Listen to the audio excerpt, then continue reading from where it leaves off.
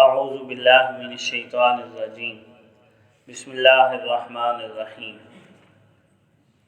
ومن يرغب عن ملة إبراهيم إلا من سفه نفسه ولقد اصطفيناه في الدنيا وإنه في الآخرة لمن الصالحين إذ قال له ربه أسلم قال أسلمت لرب العالمين ووصى بها إبراهيم بنيه ويعقوب یا بنی ان اللہ اصطفیٰ لکم الدین فلا تموتن الا وانتم مسلمون صدق اللہ العظیم۔ معزز سامعین، یہاں سے ملت ابراہیمی کا تذکرہ چل رہا ہے۔ ابراہیم علیہ السلام کا پہلے تھوڑا سا تعارف کروایا گیا کہ اللہ تعالیٰ کے ہاں ان کا کیا مقام تھا، بیٹے کی قربانی کی، کعبۃ اللہ کی تعمیر کی، ایک رسول کی دعا کی، امت مسلمہ کی دعا کی، مکہ شہر کو اپنی نسل سے آباد کیا، اس کے امن و امان اور وہاں کے رہنے والوں کے لیے رزق کی دعائیں کی۔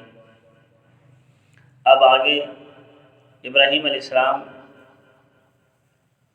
کا مذہب و ملت بیان کر رہے ہیں۔ جو دین اسلام ہے یہ اصل میں ملت ابراہیمی ہی کی سے چلا آ رہا ہے، ملت ابراہیمی ہی سمجھ لیں، اور اس کے اندر مزید اضافہ کر کے انسانوں کی ضروریات کے مطابق اس کو پیش کیا گیا۔ اب اللہ رب العزت نے دین اسلام کے بارے میں یہ نہیں کہا کہ اللہ کا دین قبول کرو، نبی کریم صلی اللہ علیہ وسلم کا دین قبول کرو۔ اصل تو مخاطب اس کی یہود و نصارہ ہیں اور مشرکین مکہ ہیں دین اسلام کے۔ ابھی تک یہودیوں ہی کا تو تذکرہ پورے پارے کے اندر چلا آ رہا ہے، تو اللہ تبارک و تعالیٰ نے فرمایا ملت ابراہیمی ہی کی پیروی کرو، اور میں جو ملت ابراہیمی سے اعراض کرتا ہے وہ بیوقوف ہے۔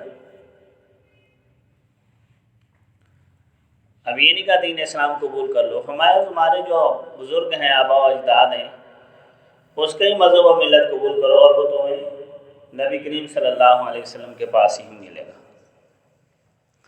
فرمایا وَمَن يَرْغَبُ عَن مِّلَّةِ إِبْرَاهِيمَ،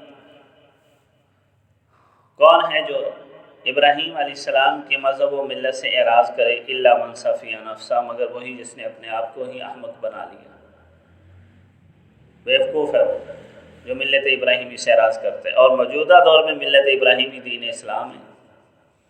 یہ نہیں کہا جا رہا دین اسلام قبول کر لو، یہ نہیں کہا جا رہا اللہ کے رسول کا دین قبول کرو، اللہ رب العزت کا دین قبول کرو، بلکہ ملت ابراہیمی کا تذکرہ کیا جا رہا ہے، تاکہ جو مخالف ہے نا وہ ابراہیم علیہ السلام کی بزرگی کو تسلیم کرتا ہے۔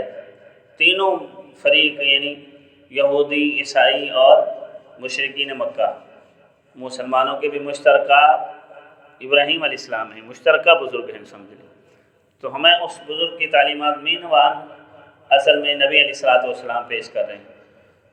مشرکین مکہ کے پاس تھی نہیں وحی کی تعلیمات، اور یہود و نصارہ کے پاس تھیں، لیکن اس میں انہوں نے بہت زیادہ تحریف کر دی تھی۔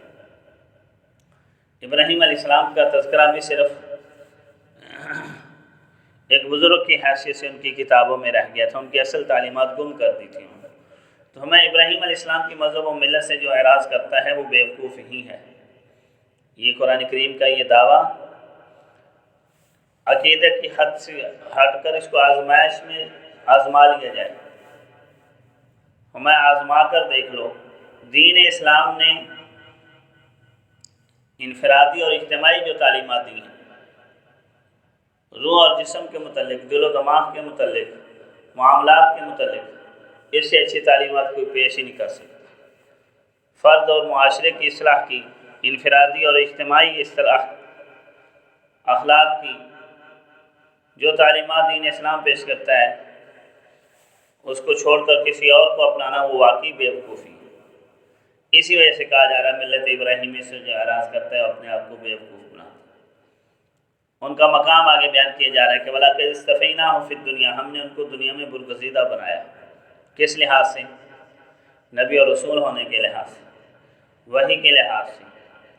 اللہ تعالیٰ نے اپنے عجائبات قدرت ان کو دکھایا، اپنے معجزات کا ظہور ان کے اوپر کیا، ان کو اولاد دی، اولاد کو نبی بنایا، پھر یہ وعدہ کر لیا کہ بزرگی نبوت اور حکمت آپ کی نسل میں خاص کر دوں گا۔ وَإِنَّهُ فِي الْآخِرَةِ لَمِنَ الصَّالِحِينَ، اور آخرت میں بھی وہ صالحین میں سے ہوں گے۔ اصل میں اللہ رب العزت یا قرآن کریم کا ایک اسلوب ہے کہ جب گزشتہ انبیاء کے تذکرے کیے جاتے ہیں ساتھ ساتھ ان کی بزرگی اور اخلاق کے بھی تذکرے کیے جاتے ہیں۔ یہود و نصارہ انبیاء علیہ السلام کو ایک طرف نبی بھی مانتے ہیں، دوسری طرف ان کی توہین بھی کرتے ہیں۔ یہ یہودیوں کا وتیرہ رہا ہے اور ان کے اخلاقی پہلوؤں کو بہت ناقص کر کے بیان کرتے ہیں۔ اس وجہ سے فرمایا جا رہا ہے دنیا میں بھی وہ برگزیدہ ہیں اور آخرت میں بھی صالحین میں اٹھائے جائیں۔ انبیاء علیہ السلام کے اخلاقی اور روحانی کمالات کا تذکرہ اور ان کی بزرگی کو قائم و دائم قرآن و سنت رکھ رہا ہے۔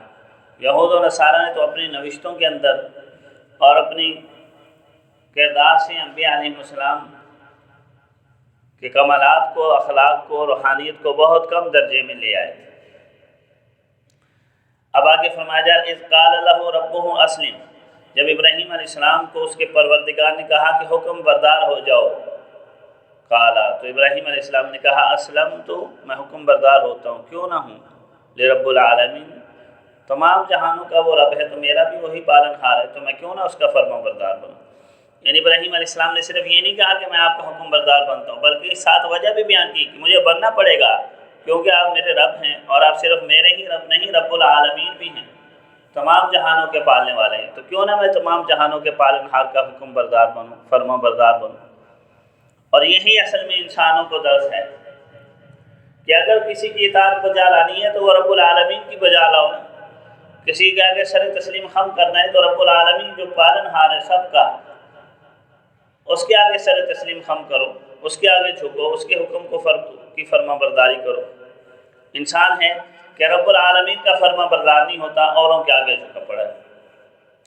اور رب العالمین کا فرما بردار ہونے کے لیے انبیاء علیہ السلام کی تعلیمات کو لینا پڑے گا۔ انبیاء نے جیسے بتایا ہے ویسے اللہ رب العزت کی پہلے تو اس کا حکم پتہ چلے نا، اللہ کا حکم کیا ہے، تو انبیاء علیہ السلام بتاتے ہیں یہ حکم ہے اور ایسے اس کی پاسداری کرنی ہے۔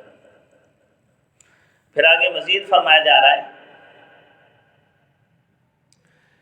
کہ ابراہیم علیہ السلام خود بھی اپنے رب کے فرما بردار رہے اور بہترین نظام دنیا کا اور آخرت کا دے کر انسانوں کو گئے کامیابی کا، اور آگے اسی دین اسلام اور ملت ابراہیمی کی اپنی آل اولاد کو بھی وصیت کر کے گئے، تاکید کر کے گئے۔ یہاں وصیت کا لفظ ہے، یہ وصیت اصل میں ہمارے ہاں تو وصیت یہ سمجھی جاتی ہے نا کہ آدمی مر رہا ہے اور بستر مرگ کے اوپر آخری کلمات جو اس نے کہی ہیں وہ وصیت سمجھی جاتی ہے۔ شریعت اسلامیہ کے اندر وصیت اور قرآن کریم کے اصطلاح میں عربی کی وصیت بڑا وسیع معنی رکھتی ہے کہ جو بھی تاکیدی حکم اور زندگی گزارنے کے جو رنگ ڈھنگ بتائے جائیں وہ سارے وصیت کے اندر آتے ہیں۔ فرمایا ووصّى بها ابراہیم بنی، اسی حکم برداری کی، اسی مذہب و ملت کی وصیت کر کے گئے تھے ابراہیم اپنے بیٹوں کو۔ ابراہیم علیہ السلام کے دو بیٹے تو مشہور ہیں نا، اسحاق علیہ السلام جو حضرت سارہ سے پیدا ہوئے اور حضرت اسماعیل علیہ السلام جو بی بی ہاجرہ سے پیدا ہوئے۔ اس کے علاوہ ابراہیم علیہ السلام کی جو تیسری زوجہ تھیں کنتورہ، اس سے 6 بیٹے تھے ابراہیم علیہ السلام کے، 8 بیٹے ہوئے ٹوٹل۔ تو اس وجہ سے فرمایا ابراہیم علیہ السلام اسی مذہب و ملت کی، اسی دین کی، اسی فرما برداری کی وصیت کر کے گئے اپنے بیٹوں کو۔ و یعقوب، اور یعقوب بھی اسی دین، اسی مذہب و ملت کی وصیت کر کے گئے۔ یعقوب حضرت ابراہیم علیہ السلام کے پوتے ہیں، اسحاق علیہ السلام کے بیٹے۔ یعقوب علیہ السلام کے 12 بیٹے ہوئے تھے۔ ابراہیم علیہ السلام نے اپنے 8 بیٹوں کو اسی چیز کی نصیحت کی، وصیت کی اور تعلیمات دی، اور یعقوب علیہ السلام نے آگے اپنے 12 بیٹوں کو بھی اسی دین، اسی مذہب و ملت کی تعلیم دی، سمجھایا، سکھایا، اور تاکیدی ان سے عہد لیا کہ مرتے دم تک اسی دین کے اوپر قائم رہنا ہے۔ فرمایا بنیا، میرے بچوں، ان اللہ اصطفیٰ لکم الدین، بے شک اللہ تعالیٰ نے تمہارے لیے دین کو چن لیا ہے۔ دین سے مراد وہی جیسے بتایا نا ملت ابراہیمی وہی دین ہے، تو آگے اس کی وضاحت آ گئی ہے کہ اللہ نے تمہارے لیے یہی دین چن لیا ہے جو ابراہیم علیہ السلام کا توحید والا، اطاعت گزاری والا، فرم برداری والا دین ہے۔ اللہ نے اس دین کو تمہارے لیے چن لیا ہے۔ فلا تموتن الا وانتم مسلمون، پس تمہیں موت نہیں آنی چاہیے مگر اس حال میں کہ تم فرما بردار رہو، تم اسی دین کو اپنائے ہوئے ہو۔ اب موت کسی وقت بھی آ سکتی ہے، موت کا تو کوئی پتہ نہیں ہے نا، تو اس وجہ سے اصل مقصد یہ بتانا ہے کہ ہمہ وقت بس اسی دین کے اوپر قائم رہو، کیونکہ کچھ پتہ نہیں کس وقت موت آ جائے، جب تمہیں موت آئے تو تم اس دین کو لازم پکڑے ہوئے ہو۔ تو اصل میں یہود و نصارہ کو یہاں یہ بھی سمجھایا جا رہا ہے کہ تم جو اپنے بزرگوں کی قائل ہو، شخصیت پرستی بھی ہوتی ہے نا، تو ہمیں اگر شخصیت پرستی بھی دیکھنی ہے تو اپنے آباء و اجداد کو دیکھو، وہ کس چیز کو دین اپنائے ہوئے تھے اور آگے اپنی نسل کو خود دے کر وہ دین گئے اور مرتے دم تک اس پر قائم رہنے کی وصیت اور نصیحت کر کے گئے، تم بھی اسی دین کو اپنا لو۔ تو بڑے ہی اللہ رب العزت نے اچھے پیرائے میں اور حسن انداز کے ساتھ دین اسلام کی دعوت بھی دی اور ساتھ ساتھ ان کے بزرگوں کا تذکرہ بھی کیا۔ بھی اگر اپنے بزرگوں پر ہی نازے تو اصل جو تمہارے بزرگ ہیں ان کا بے جوا دین اختیار کرو، اور وہ نبی علیہ السلام کے پاس، ایمان والوں کے پاس ہے، اس کو اپنا لو، جس سے تمہاری دنیا بھی سنور جائے گی اور آخرت بھی سنور جائے گی۔ اللہ رب العزت کے ساتھ ہمیں قرآن و سنت کی ان تعلیمات کو سمجھنے، دل و جان سے دین اسلام کو سیکھ کر اس کے اوپر عمل پیرا اور مرتے دم تک اس پر قائم و دائم رہنے کی توفیق عطا فرمائے۔ وآخر دعوانا الحمدللہ۔